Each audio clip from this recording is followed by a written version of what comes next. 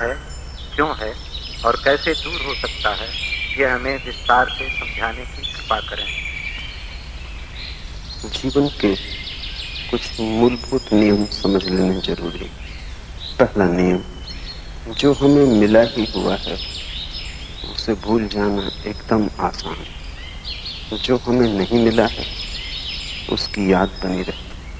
अभाव का पता चलता है, खाली जगह दिखाई पड़ती। एक दांत टूट जाए तो जीभ खाली जगह पर बार बार पहुंच जाती। जब तक दांत था शायद कभी वहां न गई। दांत था तो जाने की जरूरत भी न थी। खालीपन अखरता है। आत्मा से तुम सदा से ही भरे हुए हो। ऐसा कभी भी न था कि वो ना हो गई हो।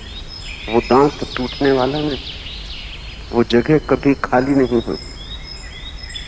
सदा ही आत्मा रही और सदा रहेगी। यही कठिनाई।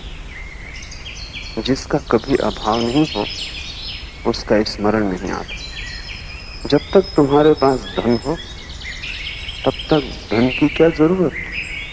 निर्धनता में धन याद आता है।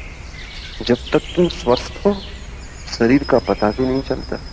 बीमारी आती है तब शरीर ही शरीर दिखाई पड़ता है। बीमारी की परिभाषा ही यही है कि जब शरीर का पता चले। स्वास्थ्य की परिभाषा यही है कि जब शरीर का बिल्कुल पता ना चले। पूर्ण स्वस्थ व्यक्ति ऐसे होगा जैसे शरीर है ही नहीं। शरीर कभी बीमार होता है, कभी स्वस्थ होता है। आत्मा कभी बीमार नहीं होती, कभी स्वस्थ नहीं होती। आत्मा जैसी है एक रूप वैसी ही बनी रहती। उसका तुम्हें पता कैसे चलेगा? उसकी तुम्हें स्मृति कैसे आएगी? ये पहली कठिनाई। इसलिए जन्म जन्म लग जाते हैं उसे खोजने में जो तुम्हारे भीतर मौजूद है। बड़ा उल्टा लगता है ये कहना कि जन्म जन्म लग जाते हैं उसे खोजने में जिसे खोजने की कोई जरूरत ही न थी, जो सदा ही मिला हुआ था, जिसे तुमने कभी खोया ही नहीं था, जिसे तुम चाहते तो भी खो न सकते थे, जिसे खोने का कोई उपाय ही नहीं। इस कारण दिए के तले अंधेरा हो जाता। ये पहली बात।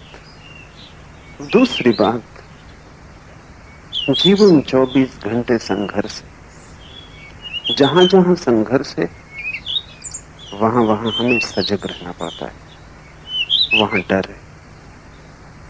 तुम भय के कारण ही सजग होते हो।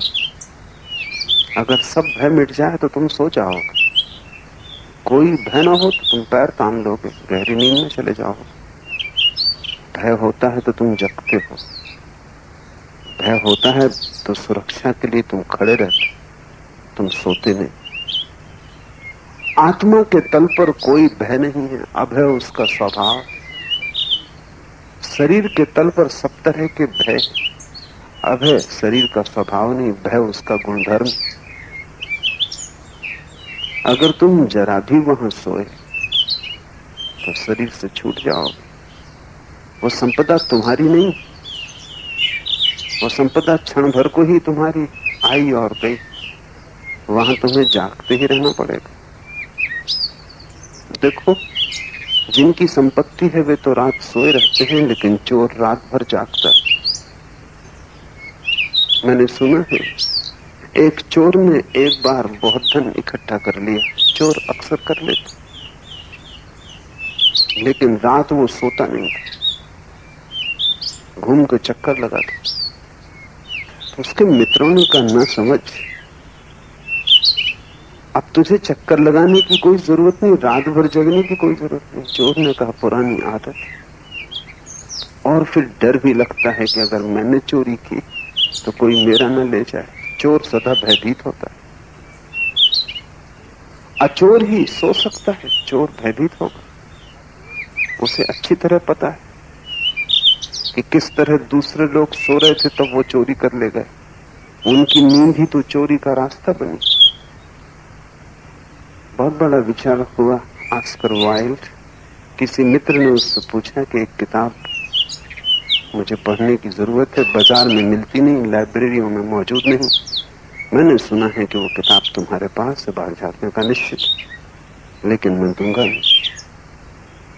मित्र हैरान हुआ, पुराना संबंध, सिर्फ पढ़ने को किताब मांगता हूं, किताब दोगे नहीं बाजार में? वाइल्ड ने कहा उसका कारण ये सब किताबें मैंने मांग मांग के इकट्ठी की, ये सब चुराई हुई। ये जो हजारों किताबें मेरी लाइब्रेरी में दिखाई पड़ती हैं, एक भी मैंने खरीदी नहीं। अब तुम मुझसे मत मांगो। चोर सदा डरा होता, जो उसने किया है वही उसके साथ हो सकता।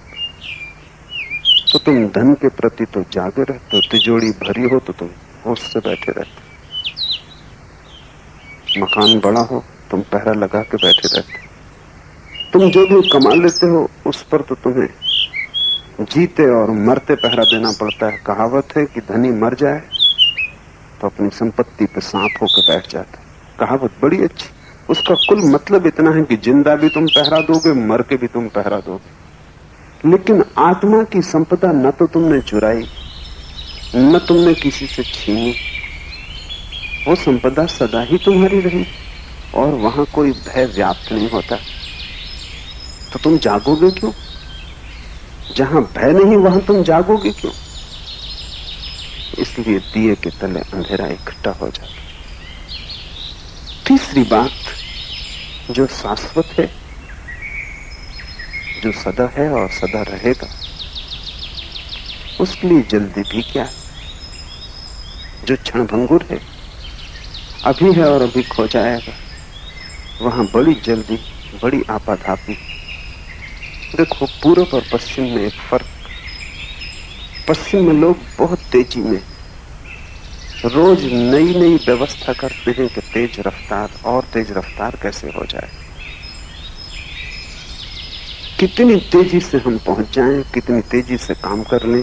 नई विधियां खोजते हैं, नए उपकरण खोजते हैं और भयंकर तीव्रता में जीते। पूरब में लोग इतनी जल्दी में नहीं, आहिस्ता चलते हैं। कहीं पहुंचने का कोई बहुत आग्रह नहीं, पहुंच गए ठीक, न पहुंचे तो ठीक। पश्चिम और पूरब के लोग एक दूसरे को समझ भी नहीं पाते। पश्चिम में अगर किसी ने कहा कि मैं 5 बजे मिलने आता हूं तो वो 5 बजे ही मिलने आएगा। पूरब में किसी ने कहा आता हूं मिलने, तो तुम पक्का मत करना कि वो आज आएगा, कल आएगा कि परसों आएगा, आएगा कि नहीं आएगा। इसका कारण ये नहीं है कि पूरब कोई विश्वासघाती है, इसका कारण ये है कि पूरब में समय की त्वरा नहीं।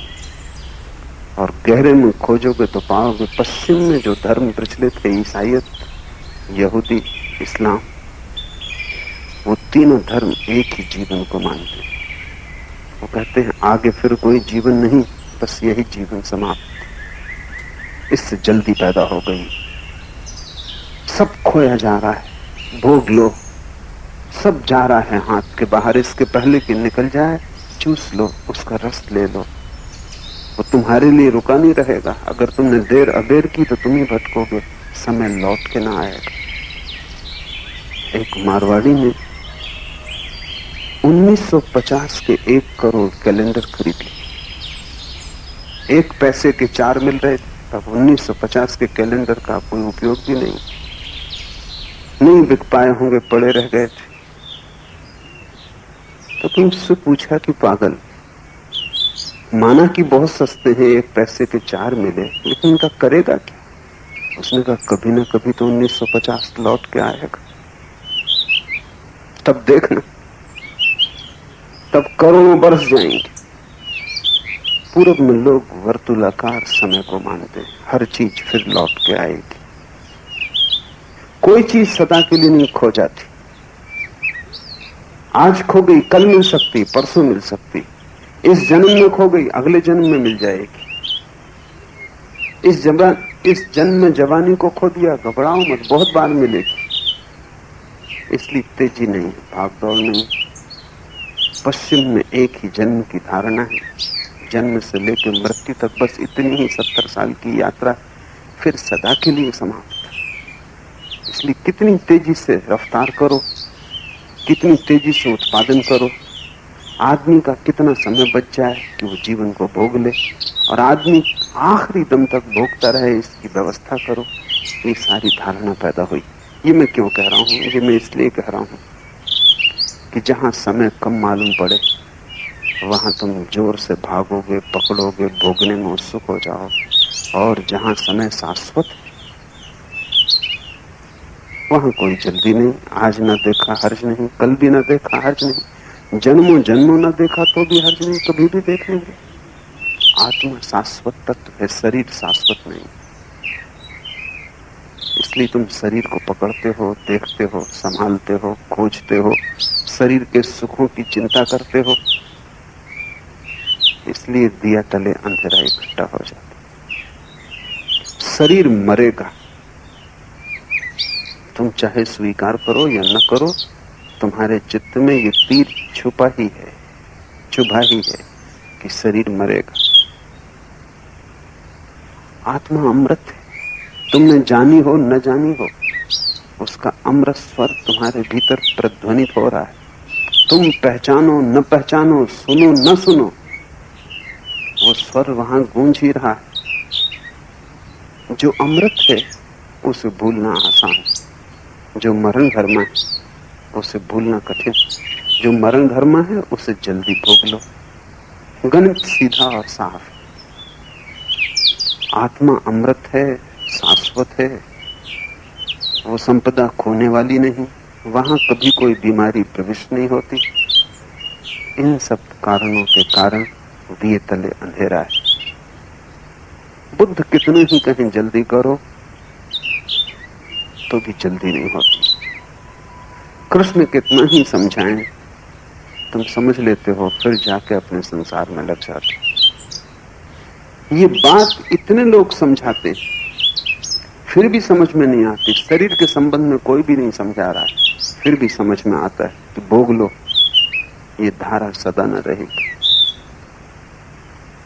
ये सारे कारण अगर ठीक से देख लोगे तुम्हें समझ में आएगा कि क्यों चेतना धारा बाहर की तरफ बह रही और भीतर की तरफ नहीं।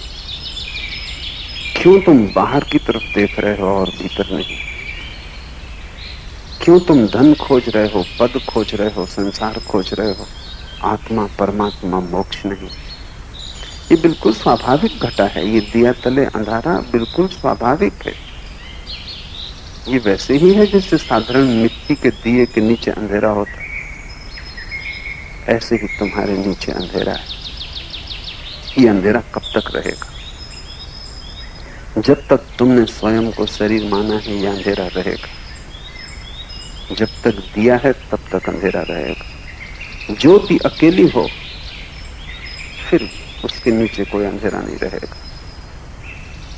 ज्योति सहारे से, थोड़ी देर को सोचो, एक ज्योति मुक्त हो गई अकेली आकाश में, उसके चारों तरफ प्रकाश होगा। लेकिन ज्योति दिए के सहारे, दिया तो ज्योति नहीं, जितनी जगह दिया घेरेगा उतना तो अंधेरे में रहेगी। इसलिए बड़ी विरोधाभासी घटना घटती, दिया सबको प्रकाशित कर देता है और खुद अंधेरे में डूबा रह जाता है। तुम सबको देख लेते हो, बस खुद ही का दर्शन नहीं हो पाता। तुम सबको समझ लेते हो, बस एक ही अनसमझा रह जाता है, वो तुम स्वयं। तुम सबकी सहायता कर देते हो, बस एक ही असहाय रह जाता है, वो भीतर। तुम चारों तरफ संपत्ति के ढेर लगा लेते हो, बस भीतर एक खालीपन, एक निर्धनता रह जाती। जब तक ज्योति शरीर के सहारे, जब तक तुमने समझा है कि मैं शरीर, जब तक ज्योति को ये भ्रांति है कि वो दिया है, मिट्टी का दिया है, जब तक ज्योति ने साफ साफ नहीं पहचान लिया कि दिया मिट्टी है और मैं मिट्टी नहीं, आत्मा अग्नि धर्मा है, शरीर मिट्टी। तुमने देखा कि अग्नि का एक स्वभाव है कि वो सदा ऊपर की तरफ जाती है, ऊपर ऊपर। तुम दिए को उल्टा भी कर दो तो भी ज्योति ऊपर की तरफ जाएगी। तुम ज्योति को उल्टा ना कर पाओगे। अग्नि का स्वभाव है ऊर्ध्वगमन, इसलिए सारे ज्ञान को उपलब्ध व्यक्तियों ने आत्मा को अग्निधर्मा कहा है। इसलिए जरथुस्त्र को मानने वाले 24 घंटे दिए को जलाए रखते हैं मंदिर में। वो सिर्फ इस बात की खबर कि अग्नि तुम्हारा स्वभाव है। तो सारी दुनिया में अग्नि की पूजा पैदा हुई। हिंदू सूर्य को नमस्कार करते, वो नमस्कार सिर्फ अग्नि के ऊर्ध्वगामी स्वभाव को। जिस दिन महावीर को निर्वाण उपलब्ध हुआ, उस दिन जैन दीपावली मनाते, महानिर्वाण हुआ। उस दिन वे उनकी ज्योति दिए से मुक्त हुई। उस दिन करोड़ों करोड़ों दिए जलाते। हिंदुओं की बजाय जैनों की दिवाली ज्यादा सार्थक है। हिंदू तो लक्ष्मी की पूजा के लिए दिवाली मनाते, बड़ी उल्टी। तुम अग्नि को भी लक्ष्मी की पूजा में लगाते, जो ऊर्ध्वगामी है उसको भी अधोगामी की तरफ लगाते।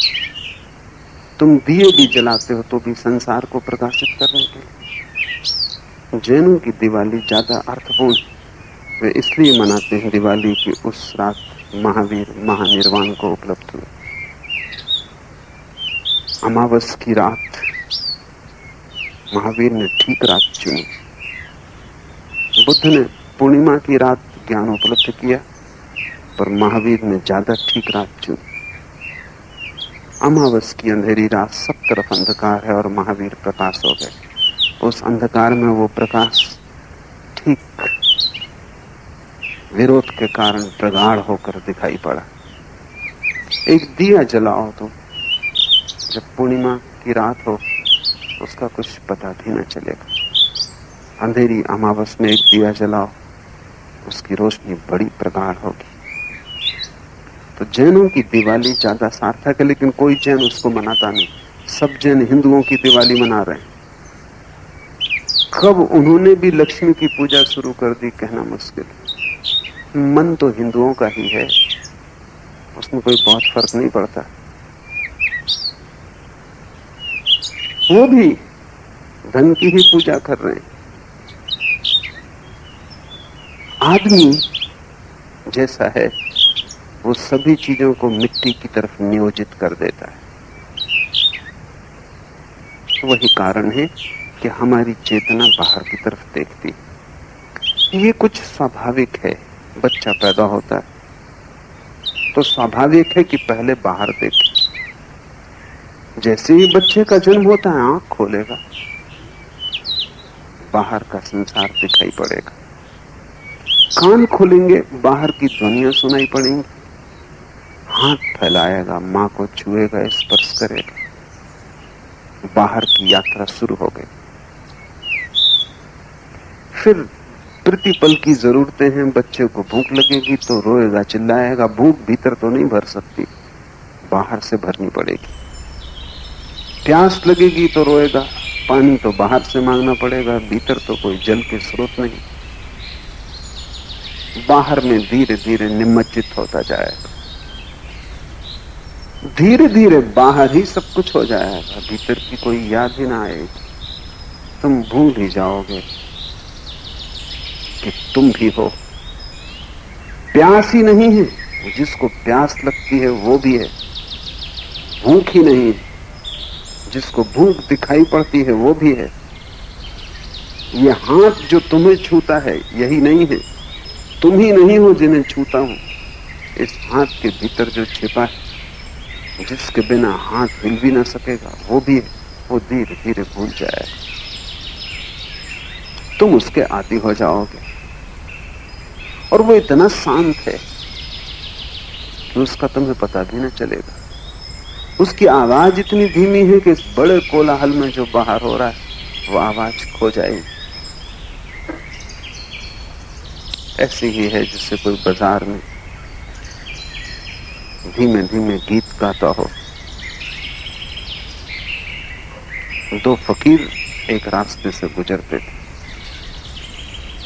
अचानक एक फकीर ने कहा कि सुना, अजान का समय हो गया, मस्जिद से अजान की आवाज आई, सांझ का वक्त। दूसरे फकीर ने कहा, हैरान कर दिया तुमने, इस बाजार के कोलाहल में जहां हजारों लोग भाव कर रहे हैं, चीजें बेच रहे हैं, चिल्ला रहे हैं, जहां कुछ समझ में नहीं आता, तुम्हें अजान मस्जिद की कैसे सुनाई पड़ी? उस दूसरे फकीर ने कहा, जिस तरफ ध्यान लगा हो वो कहीं भी सुनाई पड़